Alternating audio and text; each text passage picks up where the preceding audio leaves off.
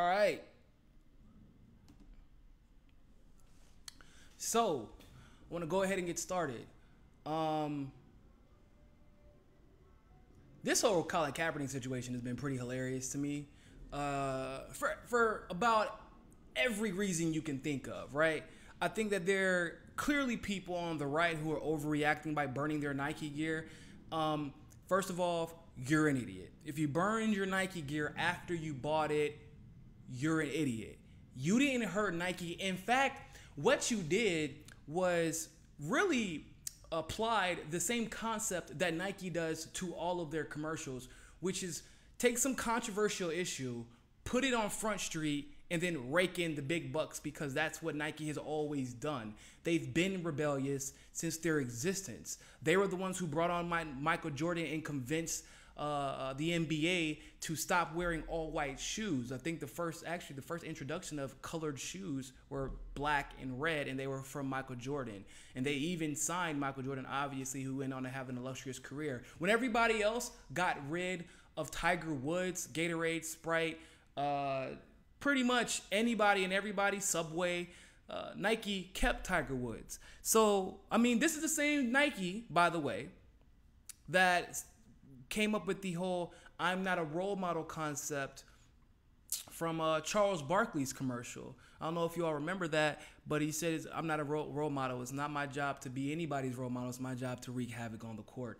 So I'm not about to give Nike undue credit for having their creative team sit down, put together a commercial that says you should be willing to sacrifice, you should be willing to sacrifice everything for your cause. Not because it's not a concept that I don't agree with. I do agree with the concept. I think a lot of us who are part of this movement represent that.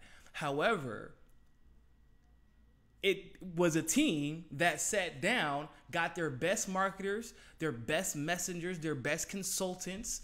They conducted surveys. They checked out how fans felt. They checked out what the backlash would be. They made a calculated move based off of risk assessment and cost benefit analysis.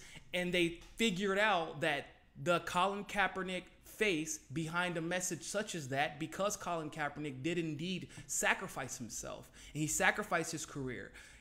For anyone who says he didn't sacrifice his career, by the way, you need to understand what sacrifice is. His entire identity has been quarterback, bound for the NFL. And during the peak of his career, in his prime, the main source of income that he had counted on to provide for himself and all the charities that he belonged to in the future was tucked away from him, but not taken away from him. But not just the achievement of being the NFL quarterback that he worked towards being for so long, but also the very identity that he thought of himself as, and that embodied what he had worked for his entire life. That is indeed sacrificing everything, and it was for an altruistic reason, obviously, to protest police brutality. But we don't even have to get into that. We don't have to get into the back and forth about whether or not you agree with the kneeling, whether or not you disagree with the kneeling. What I have a problem with is everyone who's so concerned one way or the other about Nike.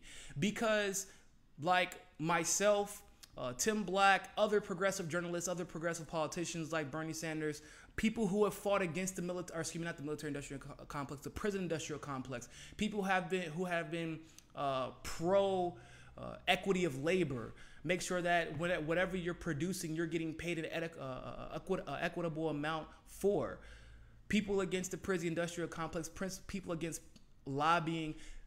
We have been telling you that you should have been burning your Nike stuff if you're going to be pissed off about something. You have to understand, people.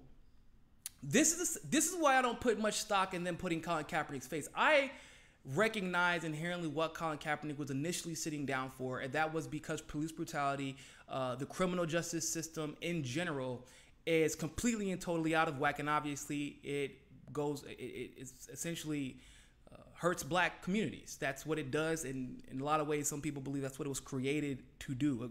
The way it currently exists, that's what it was created to do.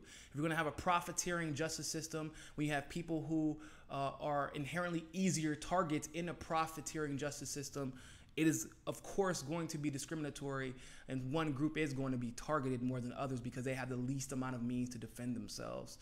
But when you have Colin Kaepernick as the face of that, you think that I'm just going to forget about the fact that you lobby in favor of the prison industrial complex because your shoes, your clothes, your items come from the slave labor of prisoners.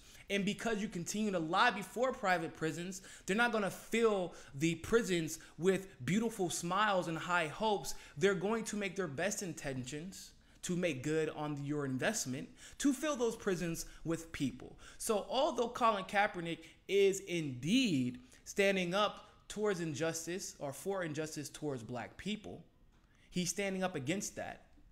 Unfortunately, he is inadvertently contributing to the very entities, or one of the very entities, that also contributes to those injustices of black people, because at the end of the day, cops do have their own prejudice, but they are financially incentivized. Police departments are financially incentivized, and justice departments are financially incentivized to treat a community, not just the black community, but poor white communities, like pretty much any community with people of color in them.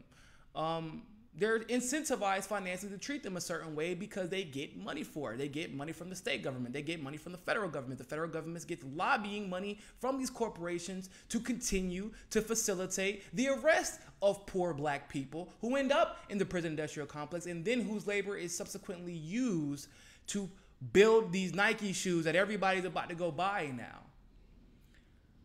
My problem is that nobody has been having this conversation. No one has been discussing this. And this is more important to me than any commercial that Colin Kaepernick